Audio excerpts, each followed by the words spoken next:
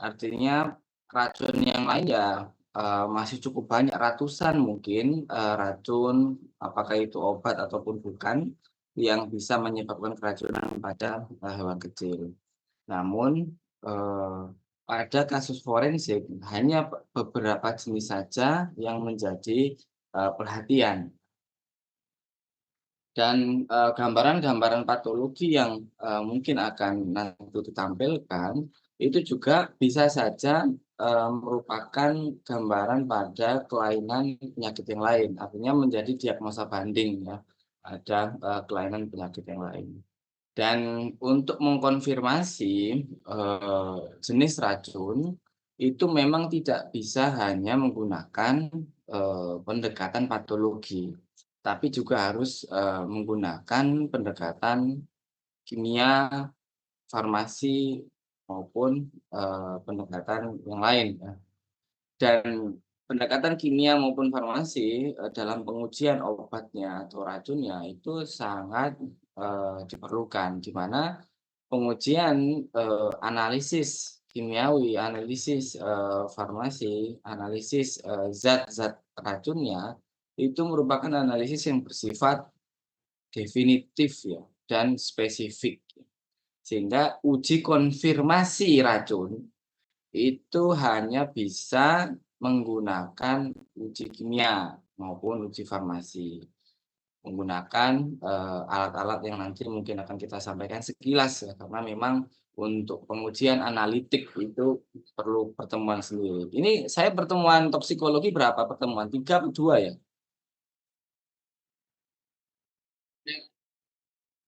Jadwalnya.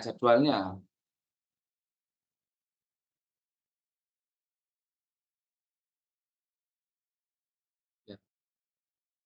Psikologi 3 nggak ada ya? Memang, keterbatasan anu ya, materi sehingga muatan yang tentang bagaimana kita menganalisis, kemudian bagaimana parameter pengujiannya, nah itu kurang. Tapi paling tidak dari segi forensik patologinya cukup ya. Yang pertama adalah acetaminophen, di mana acetaminophen ini banyak, pada obat-obat, golongan parastamol ya, merek obatnya generiknya adalah golongan obat parastamol. Dan memang pada anjing dan kucing bisa menyebabkan keracunan. Jadi pada anjing dan kucing, kalau kucing memang, lethal dose-nya ya, toxical dose-nya itu lebih kecil dibanding pada anjing. Sehingga, eee, kasus keracunannya, lebih fatal pada kucing dibanding pada anjing, walaupun ya bisa saja. Cuman dosis yang dibutuhkan pada anjing lebih besar, itu 200 sampai 600, kalau pada kucing 10 sampai 100 miligram per kilo. Pada Panadol ya, pada obat-obat Neosep, Panadol itu biasanya, parastamolnya 500 miligram, kadang ada yang 250 miligram, sehingga, sangat berbahaya. Rentannya 10 sampai 100, katakanlah kita, pakai 10 aja ya, dengan berat, 30, itu seperempat tabletnya sudah cukup untuk bisa membunuh kucing ya. Kadang orang-orang awam itu, apa, dipikirnya ya parastamol paling aman di manusia, tapi tidak pada, kucing maupun anjing. Dan mekanisme, eee, keracunannya, disebabkan karena turunnya kadar glutathione maupun turunan, yang lain yang berfungsi untuk, apa namanya, proses, metabolisme dan ekskresi. Di mana, pada proses metabolisme maupun ekskresi itu dibutuhkan, enzim-enzim yang spesifik. Kemudian di mana, untuk proses konjugasinya itu diperlukan enzim-enzim khusus. Nah, masalahnya pada anjing dan kucing itu enzim yang dibutuhkan itu kurang, sehingga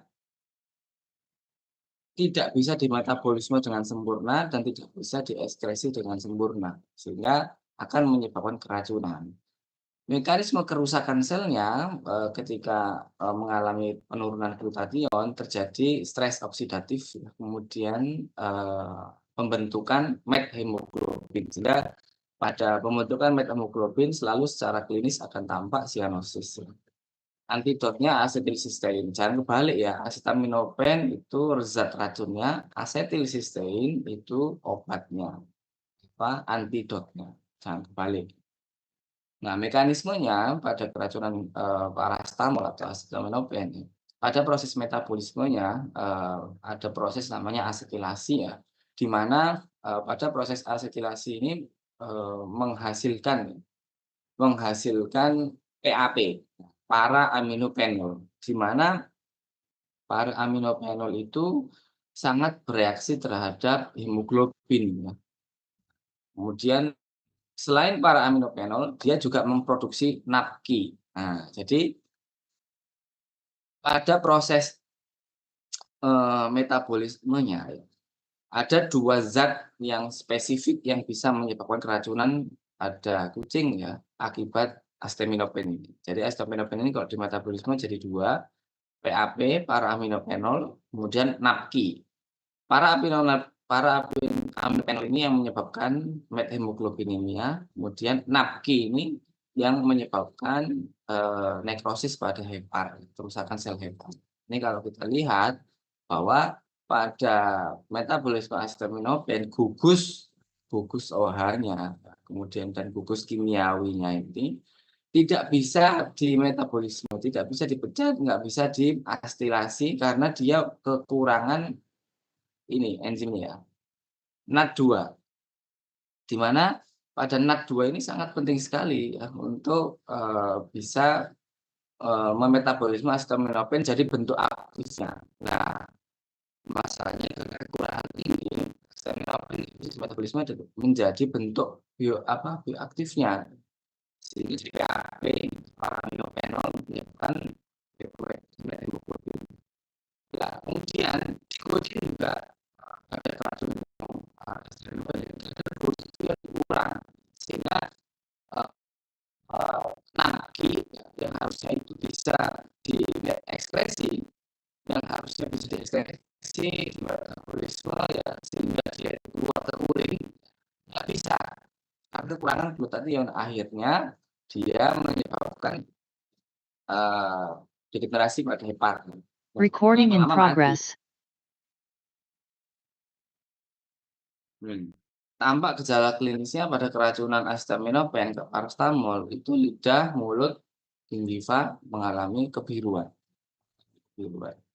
Hati-hati, biru ini enggak hanya terjadi pada keracunan paracetamol ya, karena gangguan jantung juga bisa ya, pada, tetralogivalot itu juga bisa menyebabkan gambaran sianotik. Kemudian gambaran, kelainan pada eritrosit ya, talasemia ya, atau gangguan, yang lain yang sifatnya hemolisis, itu juga bisa menyebabkan kebiruan.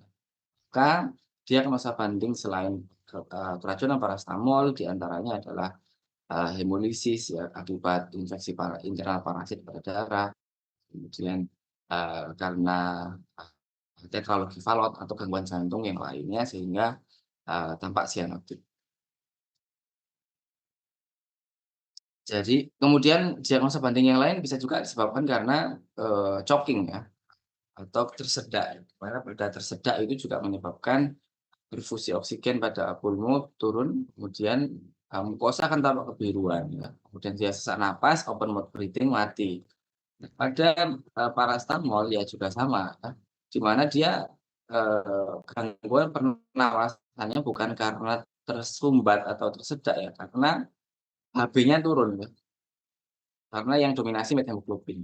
Nah, ini gambaran, hepar yang, karena keracunan, paracetamol ya, di mana banyak sekali sel Kupffer ya, kemudian banyak sekali inti sel, hepatosit yang mengalami kematian, kemudian tampak sitoplasma warnanya merah-merah, merah-merah, kemudian dia bergranul, kemudian banyak juga yang mengalami degenerasi hidrofik ya, jadi kebengkakan. Selanjutnya adalah antikoagulan rodentisida, di mana pada rodentisida ini, racun tikus ya, racun tikus yang banyak menyebabkan kasus keracunan ya, baik yang sifatnya, insidental maupun sengaja. Insidental maupun sengaja, itu kebanyakan polanya menggunakan, racun-racun rodentisida atau racun tikus. Beberapa zat, yang tergolong pada antikoagulan yaitu warfarin, bromadiolon, propivakum, kemudian fomafuril, difenakum. Yang paling banyak ditemukan pada pasaran adalah pada golongan propivakum, bromadiolon, kemudian, sama difenadion. Kadang pindon dan filon juga, bisa ditemukan ya, pada racun-racun tikus yang nggak jelas ya, jadi yang tidak disertai dengan label isi bioaktifnya, itu kadang campuran semuanya. Tapi yang paling banyak adalah bromadiolon, brodivakum ini paling banyak, dan bromadiolon dan brodivakum ini tergolong pada super warfarin. Artinya, kekuatan antikoagulannya itu 1000 kali lipat dibanding warfarin.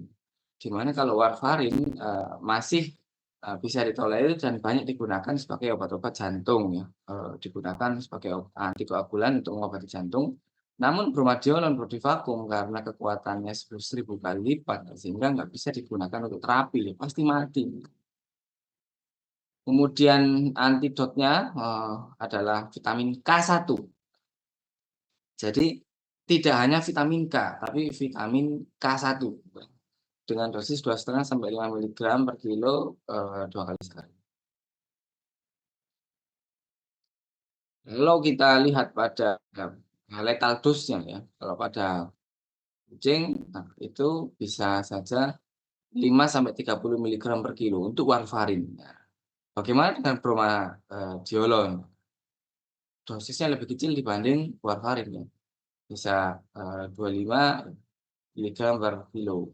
Dan pada pindon, falon nggak diketahui dosisnya. Pada anjing, nah ini lihat dosisnya brodivakum 0,06. Jadi kalau pada warfarin masih 1,3, tapi kalau pada brodivakum 0,06, itu bisa meninggal. Jadi sangat sempit sekali lethal dose-nya. Dan pada temuan, nekropsi, pada racun-racun yang bersifat antikoagulan dapat kita lihat, tampak darah yang terakumulasi pada torak maupun pada abdomen, dan darah yang ada pada jantung, kemudian dan pada pembuluh darah, aorta, ya, itu tidak menggumpal. Nah, harap dicatat tidak menggumpal ya, karena memang, akibat keracunannya.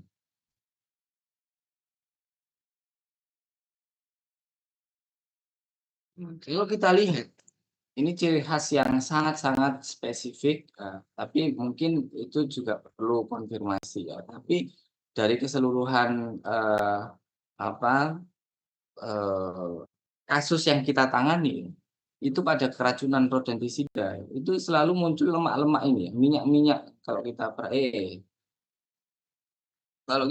perhatikan ya. Mmm. Seperti ada gelembung-gelembung minyak ini yang sering kita amati pada keracunan, rodentisida. Kemudian pada saluran, pencernaannya baik pada esofagus kemudian pada usus itu tampak perdarahan, di mana perdarahannya terjadi bukan karena iritasi, bukan ya, tapi karena, adanya efek antikoagulan di mana, menghambat proses hemostasis ya. Sehingga organ-organ itu banyak yang mengalami pendarahan-pendarahan dan tidak bisa menggumpal. Mekanisme hemostasisnya akhirnya dia, gangguan ya. Dan gambaran, histopatologi pada keracunan akibat antikoagulan itu tidak spesifik, sehingga yang paling, sering digunakan adalah gambaran PA, di mana, darah itu tidak clotting ketika kita melakukan nekropsi. Jadi kalau kita menemukan, darah yang saat nekropsi, kita biarkan 1 jam, 2 jam, 3 jam, tapi enggak beku-beku, itu bisa saja, eee, karena keracunan antikoagulan. Selanjutnya mitras ya, di mana, kasusnya juga banyak terjadi ya dan banyak dilaporkan anjing habis di-grooming mati, kucing habis di-grooming tiba-tiba mati ya. Nah dan, tampak, kucing atau anjingnya kejang-kejang, ada yang sampai koma ya. Dan itu biasa disebabkan karena zat-zat akarisida yang sering digunakan saat, grooming ya. Kemudian, pada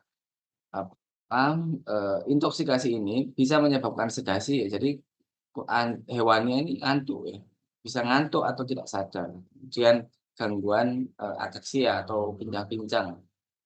Kemudian, mekanisme keracunannya sampai sekarang juga masih belum jelas dan, kemungkinan adalah karena reseptor, dan mengganggu reseptor alfa 2 adrenergic ya.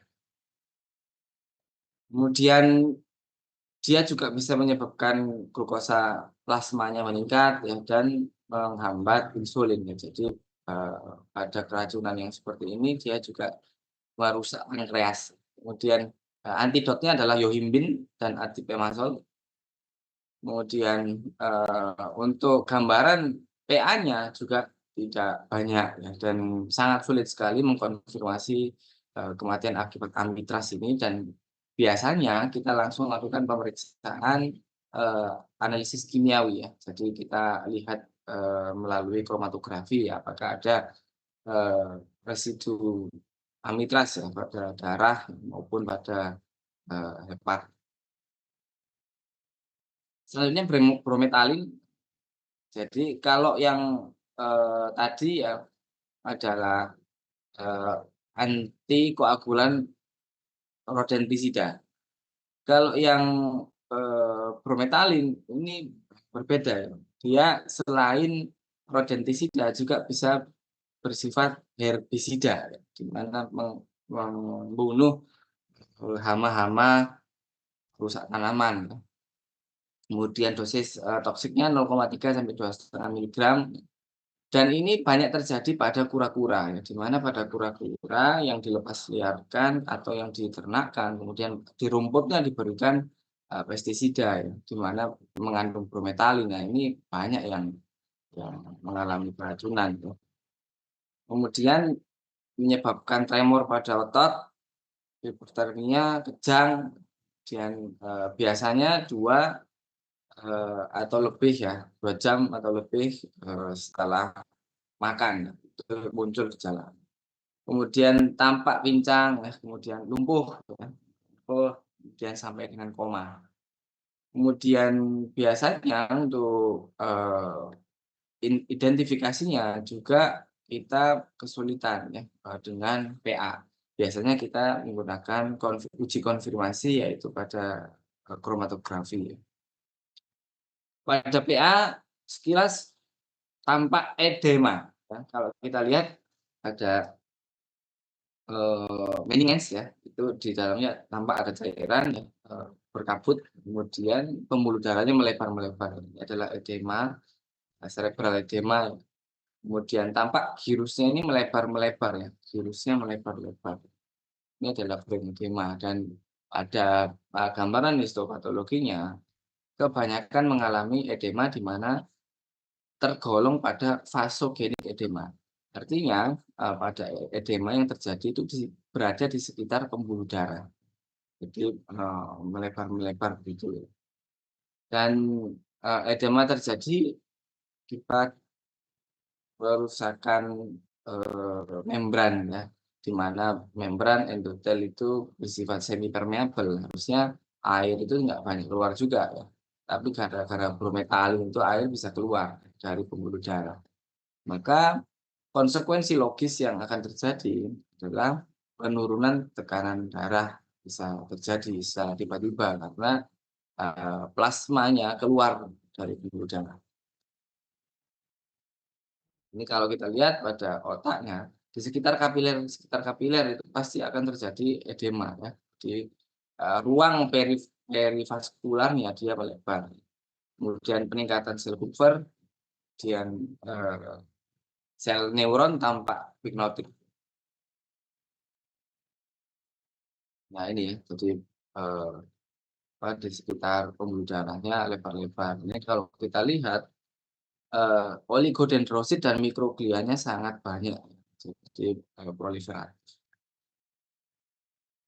Selanjutnya adalah, sianida, di mana sianida ini adalah racun yang sering bersifat insidentil ya pada ruminansia, terutama pada rusa, ruminansia-ruminansia kecil ya, akibat memakan tumbuh-tumbuhan ya, singkong atau tumbuhan yang lain.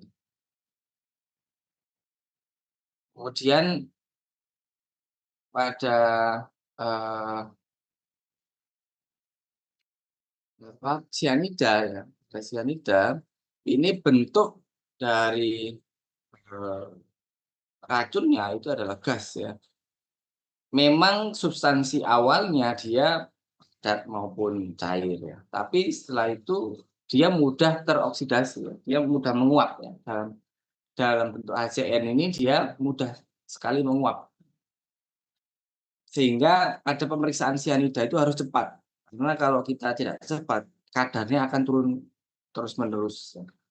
Letal dosisnya 2 miligram per kilo dengan HCN, kemudian dan kematian yang disebabkan karena hipoksia, di mana sianida ini dia mekanisme, eee, apa, eee, keracunannya dia menghambat respirasi seluler. Hambatan respirasi seluler terjadi pada fosforilasi oksidatif dan transport elektron. Padahal pada transport elektron dan fosforilasi oksidatif ini adalah, komponen respirasi seluler yang cukup penting, di mana dia menghasilkan ATP yang paling besar itu pada transport elektron ya, pada siklus Krebs ya, kemudian pada fosforilasi oksidatif. Dan ketika, terjadi, keracunan pada sianida, dia menginaktivasi sitokrom oksidasi. Jadi enzim-enzim sitokrom, padahal sitokrom, 1, sitokrom 2 itu sangat krusial sekali untuk melakukan transport elektron. Dan akibat dari inaktivasi, enzim sitokrom bisa menyebabkan transport elektron, kemudian dan transport oksigen, ion-ion transport elektron yang dimaksud itu kan berasal dari oksigen, di mana oksigen, dengan muatan min elektron itu bisa, terhambat ya, nggak bisa ditransportkan sehingga, oksigenasi seluler akan terhambat, yang awalnya aerob menjadi respirasi anaerob. Sehingga akumulasi asam laktat, kemudian kerusakan mitokondria, kemudian kerusakan lisosomal, kemudian kerusakan dinding sel. Nah, jadi kematian sianida ini akibat, hipoksia. Dan pada kondisi yang, eee eee, keracunan HCN, itu HCN yang terikat dengan Fe. Fe ini posisinya ada pada di mana? Di hemoglobin ya. Hemoglobin pada, bentuk ferritin ya. Pada saat dia terikat dengan Fe3+, nah Fe3+ menjadi Fe3+ karena terikat dengan HCN, maka, eee, warna darah yang awalnya itu merah saja menjadi sangat merah karena adanya peningkatan muatan, pada Fe dan adanya peningkatan, asam darah karena, terjadi akumulasi asam laktat, kemudian terjadi metabolik asidosis ya. Jadi sudah hipoksia, metabolik asidosis, ya lama-lama mati. Dan pada, keracunan, sianida ini, Fe2+ yang tadi harusnya kan terikat dengan oksigen ya. Jadi posisinya di hemoglobin, sehingga pada pembentukan, eritrosit ya, sianida ini menghambat terbentuknya hemoglobin yang harusnya, bisa terbentuk ya, kemudian dia bisa terdegradasi dengan sempurna, terpisah dengan sempurna, dia terikat dengan methemoglobin. Sehingga methemoglobin kemudian, menjadi, rhodanase, kemudian tiosianat, nah kita bisa temukan pada urin. Jadi pada keracunan sianida ini dia bisa ditemukan pada urin.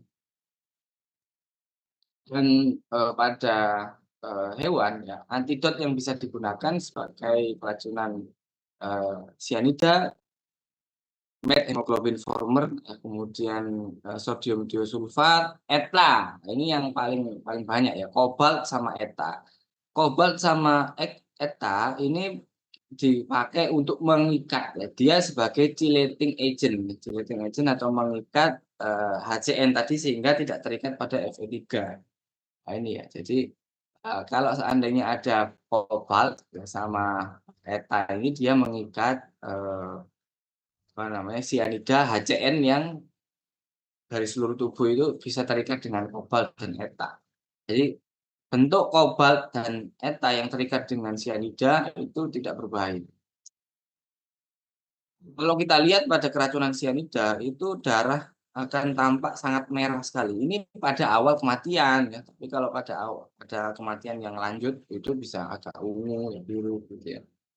Kemudian, pada, serum ya, itu juga yang awalnya, kuning atau putih itu jadi kemerahan karena Fe-nya 3, jadi Fe3+. Kemudian pada cairan-cairan perikardium juga berwarna kemerahan. Mata sampai warnanya pink juga ya.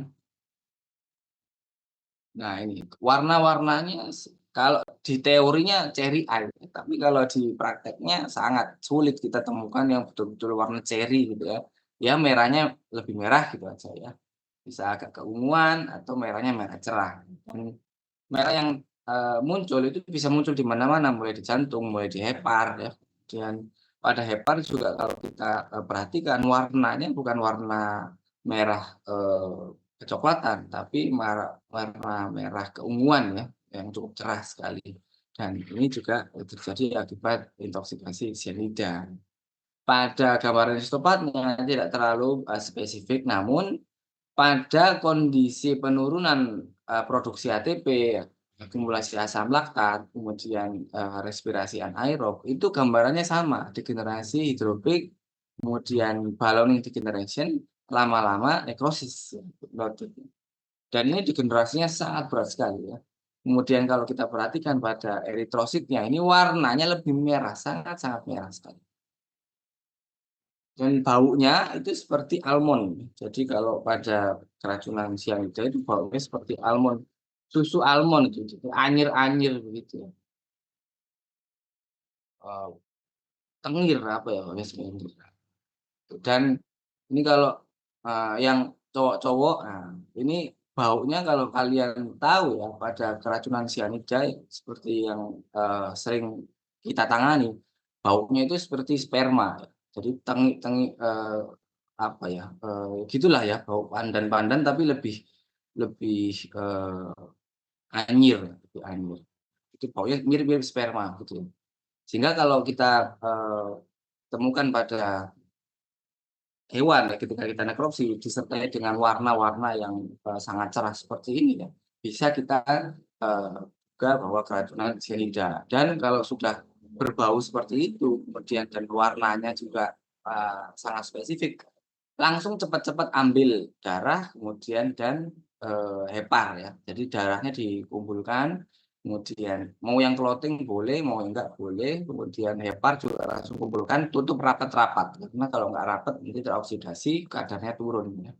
Pada ginjal dia menyebabkan juga, degenerasi pada tubular ya, di atrofi tubular, kemudian nekrosis pada glomerulus ya, glomerulus.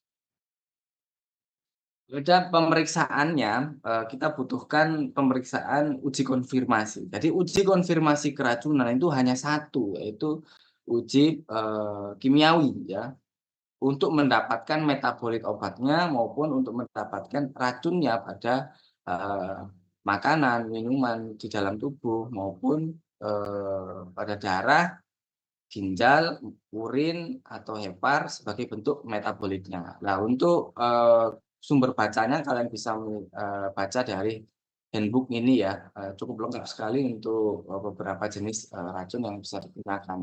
Dan untuk mengambil, spesimen perlu diperhatikan harus diberi nama ya, jadi nama hewannya, kemudian asal institusi, umurnya berapa, kemudian, beratnya, ukurannya, kelamin, ya, semua harus disertakan pada, eee, apa, catatan ya, di mana identifikasi-identifikasi ini nanti akan berfungsi, membantu analisis ya, pada jenis-jenis racun tertentu. Dan ini nanti kalian bisa baca pada, part ini ya, di mana, teknik analisis, tapi sangat sulit sekali memang, karena memang teknologi yang digunakan itu kromatografi ya, dan, sekarang ada yang, merupakan high performance, kromatografi ya, dan sangat sensitif sekali ya, untuk beberapa fasa padat maupun pada fase cair, dan kalau mau ada yang skripsi tentang racun ini sangat terbuka sekali dan banyak yang belum digali, namun biayanya cukup mahal. Dan untuk melihat, pengujian pada, racun itu ada pengujian secara kualitatif dan pengujian secara kuantitatif, di mana pada pengujian kualitatif itu hanya berdasarkan dari perubahan warna, kemudian perubahan volume, ya, kemudian ada tidaknya busa setelah diberikan, reagen. Contoh pada sianida, ketika kita berikan, parameter reagen sianida akan berubah warna menjadi pink, dan kehijauan. Nah, itu, tergantung pada reagennya, itu menunjukkan reaksi yang positif ya. Sementara yang kuantitatif itu tidak bisa, me apa, eee, melihat ada tidaknya. Kita melihat berapa kadar yang ada pada, organnya. Artinya kalau kita temukan dengan dosis tertentu ya berarti ada gitu ya. Jadi, hasil ujinya itu bukan dalam bentuk perubahan warna atau perubahan bentuk atau konsistensi, tapi dosisnya. Jadi dalam angka apakah itu spektrofotometri, HPLC, GC, MS, atau immunoassay dan lain-lain. Dan, kekurangan dan kelebihan masing-masing ya, pada kualitatif itu pengujiannya cepat dan murah. Pada kuantitatif itu lama dan mahal. Tapi pada pengujian kualitatif itu membutuhkan, jumlah yang lebih banyak dibanding pada kuantitatif. Pada kuantitatif itu, dengan, sekian per mil, 1/1000 atau 1/100, persen dalam, eee, organ itu bisa terdeteksi kalau dengan kuantitatif. Tapi kalau kualitatif itu kalau terlalu kecil tidak bisa menimbulkan reaksi. Nah, jadi plus minus lah ya. Nah ini, sumber dari, spesimennya. Kalau liver minimal 300 gram, ini hati-hati kalian ambilnya jadi asal ambil aja, tiba-tiba kalau kita pas ekstraksi, kita, masukkan ke alatnya, nggak bisa muncul karena terlalu sedikit. Nah itu, apa, harus diperhatikan.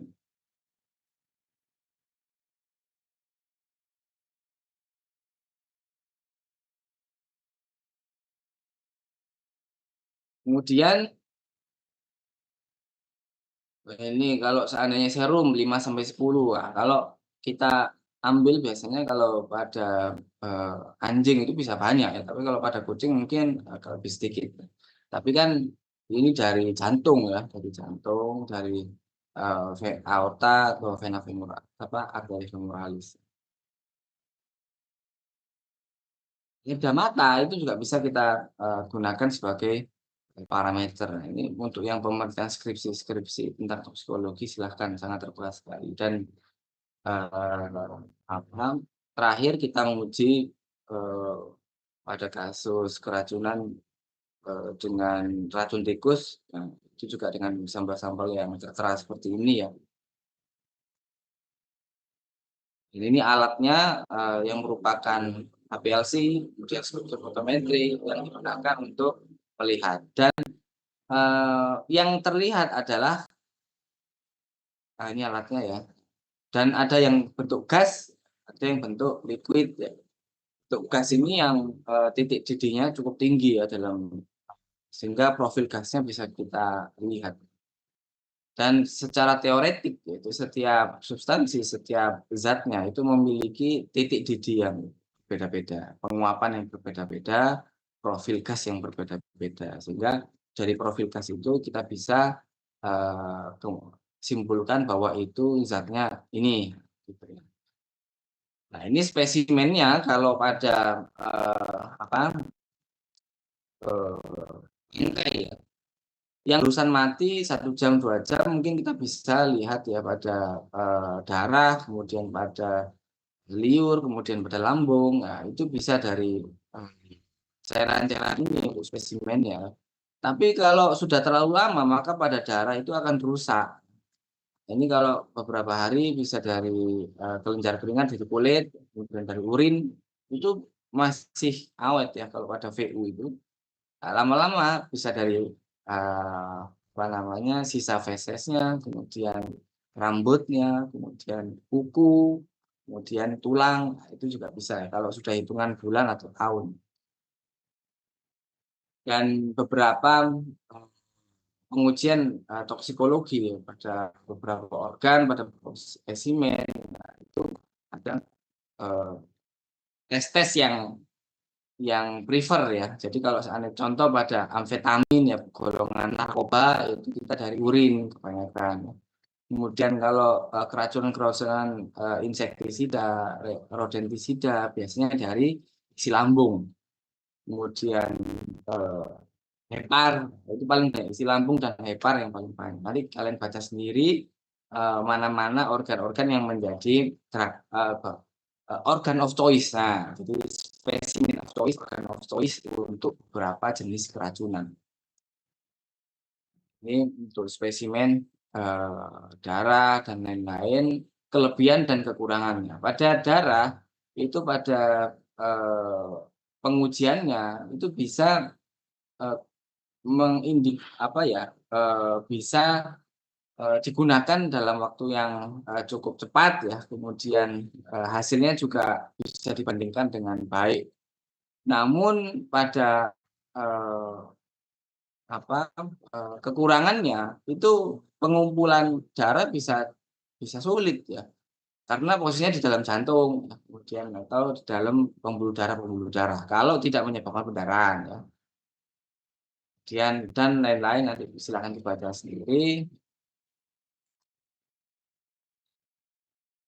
Ini, untuk, cut off pada narkoba tapi pada narkoba ini, kasusnya jarang sekali jadi nggak penting.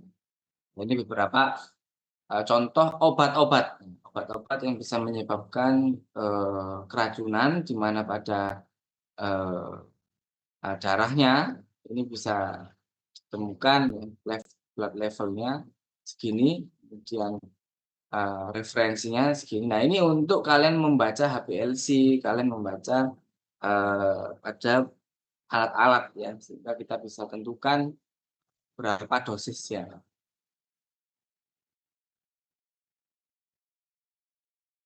Sendiri, tapi kalau narkoba ya, tapi kalau narkoba jarang.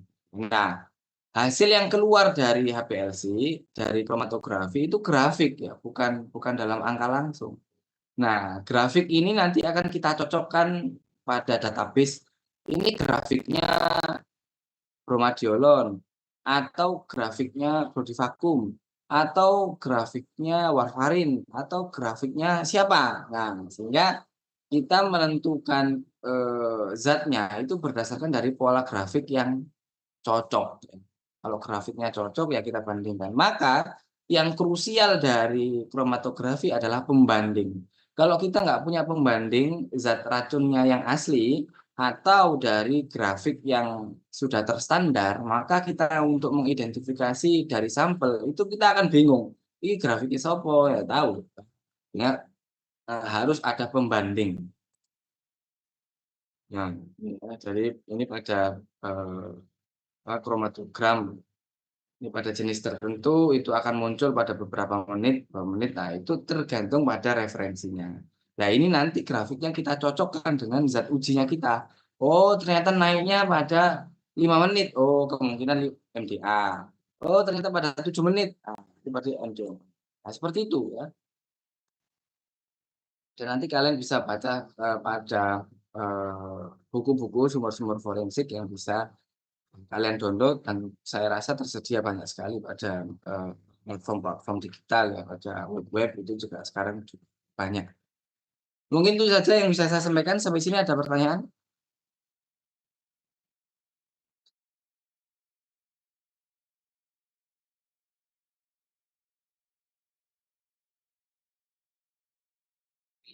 Kalau berbatas mungkin saya akhiri sampai di sini ya, karena saya, setelah ini mau ada acara pertemuan rapat dengan Mas.